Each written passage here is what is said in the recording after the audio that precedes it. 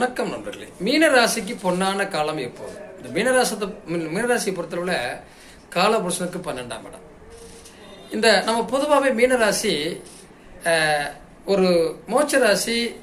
அதுக்கு பணம் தங்காது அப்படின்லாம் சொல்லுவோம். இதுக்கு காரணம் என்னன்னா, இந்த 2ஆம் இடத்துல பாவக்கிரகங்கள் இருந்து அந்த பாவக்கிரகங்கள் 30 வயசு 35 வயசுக்கு மேல உங்களுக்கு தசாபுத்தி நடத்தக்கூடாது.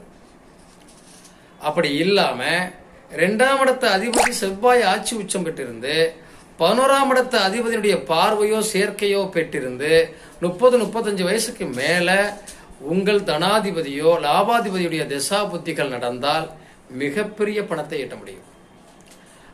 ரொம்ப பணக்காரனா அப்படி பெரிய பண செல்வத்தை கொடுத்துரும். அப்படி இல்லாம பாவ கரகத்தினுடைய தசை நடக்குது, 2ஆம் இடத்துல பாவக்கிரகம் இருக்கு, 2ஆம் இடத்த அதிபதியும் பலம் வளர்ந்து போயிட்டாருன்னா நீங்க 30 வயசு 35 வயசுக்கு மேல 40 வயசுக்கு மேல சொந்த தொழில் பண்றதை விட்டுருங்க.